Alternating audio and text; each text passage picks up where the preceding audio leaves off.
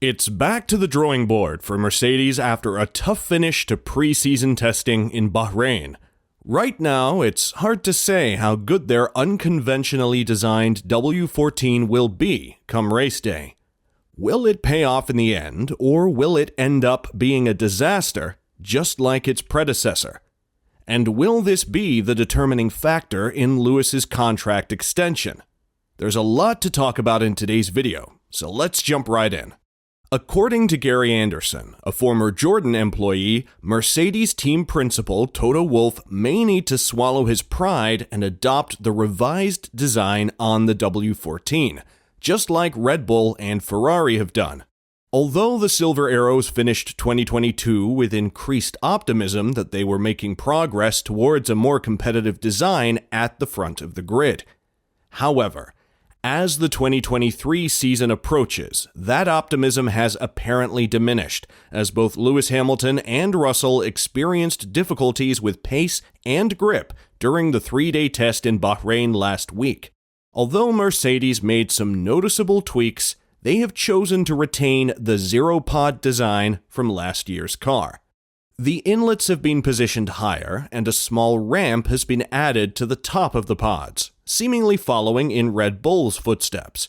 However, Wolff has acknowledged that the team is open to abandoning the zero-pod design in favor of a more conventional one that aligns with the rest of the grid.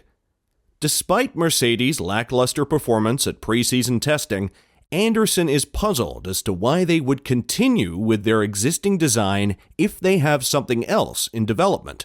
Mercedes says it had majorly revised design in the starting blocks. Why start with this package if you already know there is something better available? What will that revised design look like, and will Mercedes eat humble pie and visually change the look of the car to something more in line with the other leading cars? When analyzing the data from preseason testing, Anderson places Mercedes behind Aston Martin in the pecking order. He also observed that Mercedes may be cognizant of their limitations, as evidenced by allowing Hamilton to push the car to its limits on the final day of testing. As a former F1 car designer, Anderson is well versed in these matters. On the circuit, the car didn't look as settled or as consistent as the drivers wanted. To compound that, on the second day, Mercedes spent a lot of time looking for some lost front downforce, or load, as it called it. If it can get lost as easily as that on day 2, then it's still running a bit of a knife-edge car, and that would just be the search for consistency that I mentioned above. Lewis Hamilton seemed to have the edge over George Russell on most occasions. During the afternoon session on day 3, Hamilton was let loose on both the softer C4 and C5 tires, producing his best lap time on the latter. With the 2023 season fast approaching, we will finally get to see which teams have improved or regressed from last year. For George Russell, Red Bull is still the team to beat entering the first race.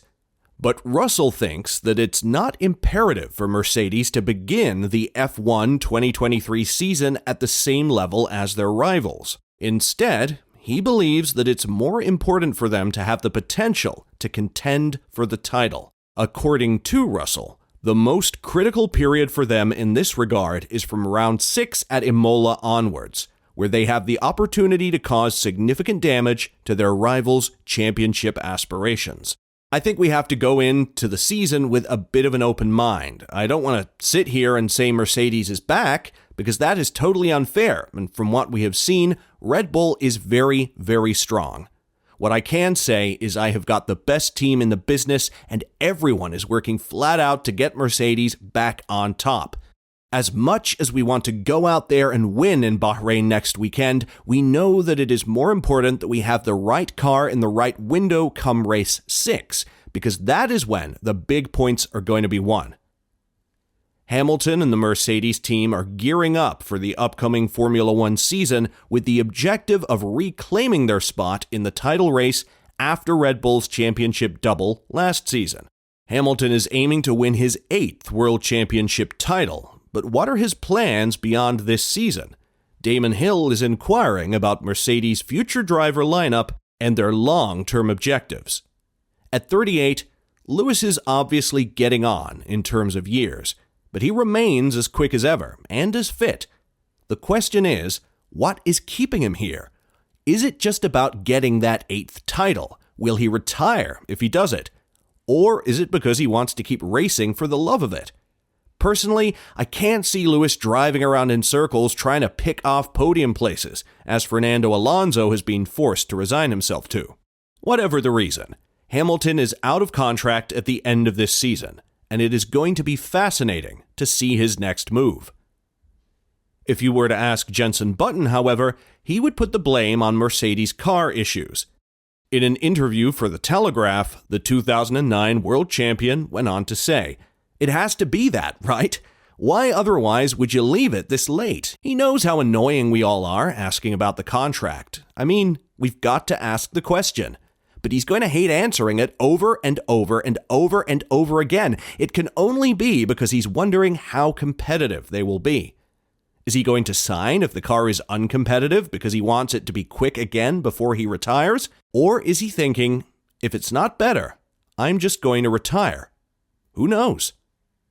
Martin Brundle believes that Lewis Hamilton has the ability to compete in Formula One as long as he desires, with his physical fitness unlikely to be a hindrance. Brundle believes that, at least from a physical perspective, Hamilton has no limitations and can continue racing for several years. While talking with Sky Sports News, he said, "I think Lewis can race for as long as he wants to. Drivers don't get smashed up these days. They don't get broken bones and their heads knocked around too much. The cars are much safer." For Lewis, however, it seems like his ability to use his platform for the betterment of society is what is most important to him. He says that he doesn't care if he wins another race as long as he gets to speak for communities whose voices aren't heard. He appeared on the Fast and the Curious podcast alongside Christian Hugill, who is a member of the LGBT community. In the podcast, Hugill commended Hamilton for speaking out against Hungary's anti-LGBTQ legislation.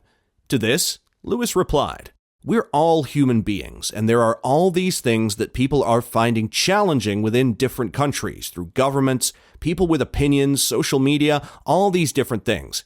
We have this platform, and I just feel a huge responsibility. I'm not just a Formula One driver, and I can't just, have success and just go about my life.